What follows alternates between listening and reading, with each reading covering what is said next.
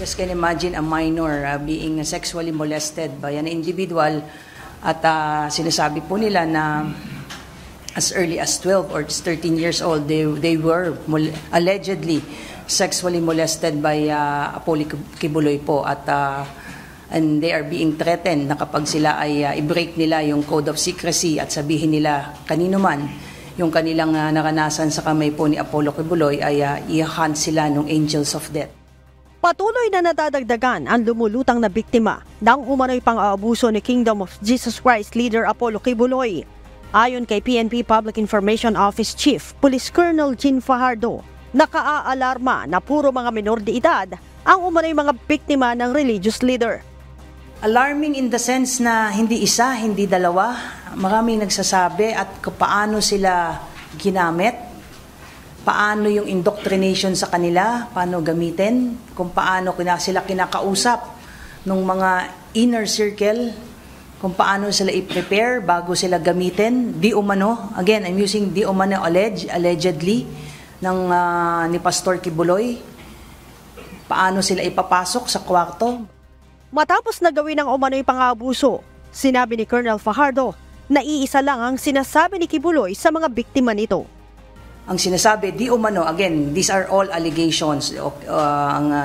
Nililinaw lang natin, ang sinasabi na pagkatapos gamitin, di umano, ni Pastor Kibuloy itong mga bata, ang sinasabi sa kanila ay they are still pure, intact pa rin yung kanilang pagkababae dahil ang nakipagtalik sa kanila ay Espiritu ng Diyos.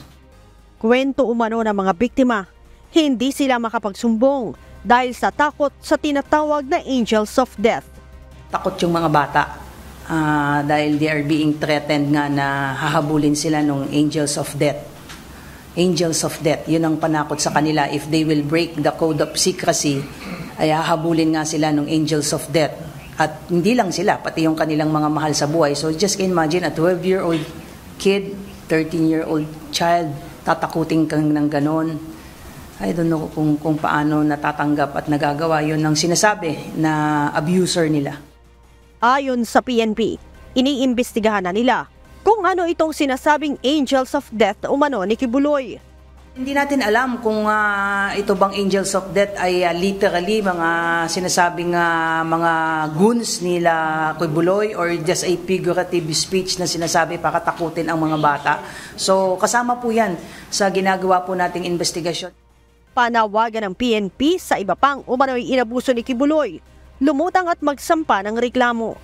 Gusto kong pong kuhanin itong pagkakataon pa na ito para manawagan sa ilan pang mga nabiktima ni Pastor Kibuloy na sinasabing minolestya sila, lalo na yung mga bata na nakaranas ng ilang taon ng pamomolestya. Handa po kayong proteksyonan po ng gobyerno at wag po kayong matakot, sabihin natin yung totoo, maging doon po sa kanilang mga magulang dahil kung meron man pong dapat magtanggol sa mga batang nabiktima, yung ating pong mga magulang, yung mga magulang po nila. Dagdag ng pambansang pulisya, mananagot din ang mga magulang ng mga bata na kusang inialay ang kanilang mga anak kay Kibuloy. Definitely. These are minors, 12, 13 years old. At yung kanilang mga magulang ay miyembro.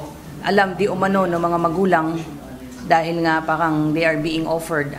Ang isang sinasabi is Diyos ang kanilang pinagsisilbihan at kung ano man yung gagawin nila ay yun yung parang kanilang passes to heaven. I understand.